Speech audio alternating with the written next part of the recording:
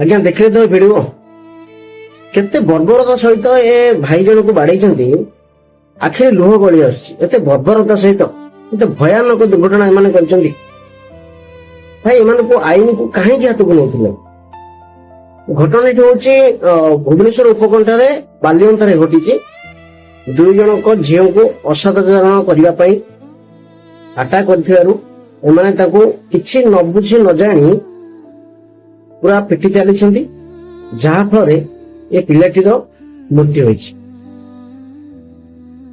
ଠିକ ଅଛି, ଦଣ୍ଡ ଦେବା ନିହାତି ଦରକାର, ଦୋଷୀକୁ ଦଣ୍ଡ ଦେବା ନିହାତି ଦରକାର। ତାମାନେ କଣ ଜୀବନରେ ମାରିଦେବା ପାଇଁ?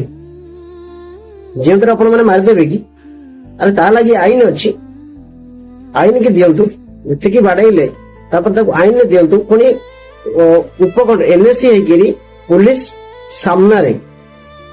ସାମ୍ନାରେ ତାଙ୍କୁ ବାଡେଇ ଚାଲିଛନ୍ତି, କିନ୍ତୁ ପୋଲିସ ତାଙ୍କୁ ଭୋଟ କହୁନି। ମୁଁ ତ କହୁଛି ପ୍ରଥମେ ପୋଲିସ ନାଁରେ କେସ୍ ହଉ, ସେ ପୋଲିସ ଜଣକ ଆଗେ ଥାନାରେ ପଶନ୍ତୁ, ତାପରେ ସେମାନେ ଯାଇକି ବାଟକୁ ଆସିବେ, ବଡ କଥା ପରେ ବୁଝିବେ।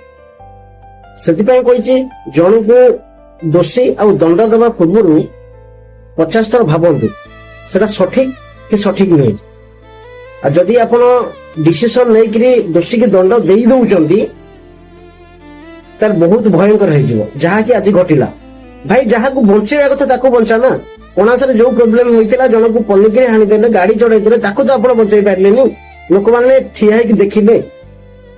ତ ଯାହାକୁ ବଞ୍ଚେଇବା କଥା ତାକୁ ବଞ୍ଚଉନାହାନ୍ତି, କିନ୍ତୁ ଯାହାକୁ ଯିଏ ବଞ୍ଚେଇବା କଥା ତାକୁ ମାରି ଦଉଛନ୍ତି। ଭାଇ ଏପରି କି ପ୍ରକାର ନ୍ୟାୟ? ଭାଇ ଆଇନ ତା ବାଟରେ ଚାଲିଛି, ପୋଲିସ ତା ବାଟରେ ଚାଲିଛି। ଭାଇ ପୋଲିସ ଥାଇକି ଲାଭ କଣ? ତ କେତେ ଭୟଙ୍କର ଲାଗୁଛି ଏ ମରଣ। ତ ମତେ ଲାଗୁଛି ଏହା ପୁରା ସମ୍ପୃକ୍ତ ହେଇଛନ୍ତି, ପୋଲିସ ସମ୍ପୃକ୍ତ ହେଇଛି, ସେ ଝିଅ ବି ସମ୍ପୃକ୍ତ ହେଇଛନ୍ତି। ଆଉ ଏ ଲୋକ ସାମାନ୍ୟ ଗୋଟେ କାରଣ ପାଇଁ ଗୋଟେ ମା କୋଳ ଆଜି ଖାଲି ହେଇଗଲା। ମା କୋଳ ଖାଲି ହେଇଗଲା। ମା କୋଳ ତ ଖାଲି ହବା ସତ୍ତ୍ୱେ ସତ୍ତ୍ୱେ ଯୋଉମାନେ ବାଡେଇଛନ୍ତି ସେମାନଙ୍କ ପରିବାର ବି ଖରାପ ହେବେ ନା, ସେମାନେ ତ ଜେଲରେ ନା। ଭାଇ ୟାର ତୁରନ୍ତ ଡିସିସନ ନିଅନ୍ତୁ। ଆଉ ଓଡିଶା କୋଉ ଦିଗକୁ ଗତି କରୁଛି ସେଟା ସମସ୍ତେ ଜାଣି ସାରିଲେଣି। ୟାର ତଦାରଖ କରନ୍ତୁ, ଆଉ କେମିତି ନ୍ୟାୟ ପାଇବେ ଏ ବିଷୟରେ ଆଲୋଚନା କରନ୍ତୁ। ଆଉ ଆପଣ ମାନେ ଚିନ୍ତା କରନ୍ତୁ, ଏଠି ଆକ୍ଚୁଆଲି କାହାର ଭୁଲ? ସେ ପୋଲିସର ଭୁଲ, ନା ସେ ପିଲାଟିର ଭୁଲ, ନା ସେ ଝିଅ ପିଲାଙ୍କର ଭୁଲ? ତ ଆପଣ ମାନେ ନିଶ୍ଚିତ ଭାବରେ ମତାମତ ଦିଅନ୍ତୁ। ଆଉ ଆ ପରବର୍ତ୍ତୀ ଷ୍ଟେଜରେ କଣ କଲେ ସଠିକ ବାଟକୁ ସମସ୍ତେ ଆସିପାରିବେ, ନିଶ୍ଚିତ ମତାମତ ଦିଅନ୍ତୁ।